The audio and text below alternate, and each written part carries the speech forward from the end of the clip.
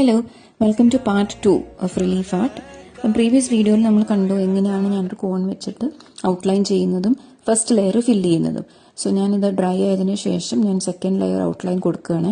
And എനിക്ക് എവിടെയൊക്കെ highlight ചെയ്ത് നിൽക്കണം എന്നുള്ള ഏരിയയിൽ ഞാനത് റീഫിൽ ചെയ്ത് വീണ്ടും എംബോസ് ചെയ്യിപ്പിക്കും. അപ്പോൾ ലാസ്റ്റ് ലെയർ ഓഫ് ഫില്ലിങ്ങിൽ കഴിഞ്ഞു കഴിഞ്ഞാൽ നമ്മളൊരു ഔട്ട്ലൈൻ കൊടുക്കണം. അപ്പോഴാണ് ആ ഡിസൈഡ് എഫക്റ്റ് നമുക്ക് കിട്ടുള്ളൂ.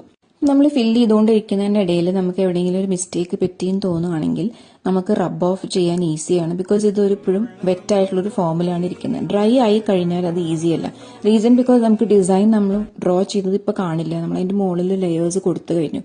സോ ഇത് ആവശ്യമുള്ളിടത്തൊക്കെ ചെയ്തിട്ട് ഡ്രൈ ഓഫ് ആവാൻ വെച്ചിരിക്കുകയാണ്. ഇൻ ദ മീൻ ടൈം ഞാൻ എൻ്റെ ബോർഡിനെ പെയിന്റ് ചെയ്യാണ്. അപ്പം നമുക്ക് വൈറ്റ് പെയിന്റ് എവിടെയൊക്കെ നമുക്ക് വേണ്ടതെന്നുള്ളത് ക്ലിയർ ആയിട്ട് കൊടുക്കണം. എഡ്ജസും കാര്യങ്ങളും എല്ലാം നമുക്ക് കറക്റ്റായിട്ട് നമ്മൾ പെയിന്റ് ചെയ്യണം, അല്ലെങ്കിൽ അത് ഓഡായിട്ട് നിൽക്കും. സോ അത് മാത്രം ശ്രദ്ധിക്കുക. ഇൻസൈഡ്സ്, കാരണം ഇത് കുറച്ച് എലിവേറ്റഡ് ആയിട്ട് നിൽക്കുന്നത് കൊണ്ട് ഉൾഭാഗങ്ങളിലെല്ലാം നമ്മൾ കറക്റ്റായിട്ട് പെയിന്റ് ചെയ്ത് കൊടുക്കണം.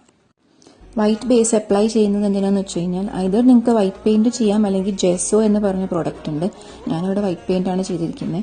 കളേഴ്സ്, നമ്മുടെ കറക്റ്റ് കളേഴ്സ് നമുക്ക് കിട്ടാൻ വേണ്ടിയിട്ടാണ്, ബ്രൈറ്റ് ആയിട്ട് കിട്ടാനാണ്. സോ ഞാൻ ഇപ്പം വൈറ്റ് പെയിന്റിങ് ബേസ് കളർ ചെയ്ത് കഴിഞ്ഞു. ഞാൻ എൻ്റെ ഔട്ട്ലൈൻസ് കംപ്ലീറ്റ് ചെയ്യാണ് ഡ്രൈ ആയതിനു ശേഷം.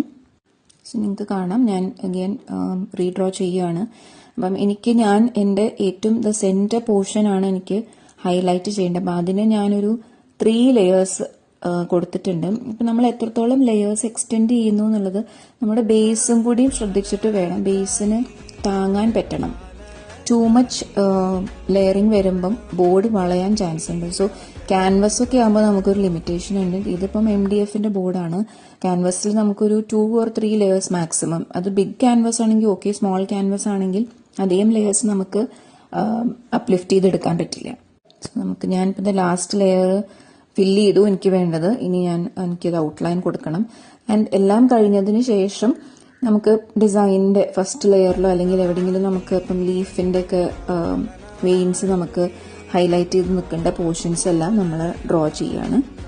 ഒരു കാര്യം മാത്രം നിങ്ങൾ ശ്രദ്ധിക്കേണ്ടത്, ഫില്ലിങ് ചെയ്യുകയാണെങ്കിലോ ഔട്ട്ലൈൻ ചെയ്യുകയാണോ ഹൈലൈറ്റ് ചെയ്യുകയാണെങ്കിലും നമ്മളത് ഡ്രൈ ആയതിനു ശേഷം മാത്രം അടുത്ത ലെയറിലേക്ക് കൊടുക്കുക. അതല്ലെങ്കിൽ അത് സിങ്ക് ആയി പോവും. ആ മിക്സറിലേക്ക് അത് അങ്ങനെ ഡിസോൾവ് ആയി പോവും. സോ നമുക്ക് ആ ഹൈലൈറ്റ് കിട്ടില്ല. അപ്പം എല്ലാം കഴിഞ്ഞതിന് ശേഷം മാത്രം, ഡ്രൈ ആയതിനു ശേഷം നെക്സ്റ്റ് ലെയർ അപ്ലൈ ചെയ്യാം. കംപ്ലീറ്റ്ലി ഡ്രൈ ആയി കഴിഞ്ഞാൽ നമ്മളിത് പെയിന്റ് ചെയ്യണം. നമ്മൾ ബോർഡ് ചെയ്ത മാതിരി ഈ വരച്ച ഡിസൈന് നമ്മൾ കളർ ചെയ്യണം വിത്ത് വൈറ്റ്. അപ്പം എങ്ങനെയാണ് നമ്മൾ ബേസ് കളർ ചെയ്യുന്നതും ബാക്കി കളറിങ്ങും നമുക്ക് അടുത്ത വീഡിയോയിൽ കാണാം. So by.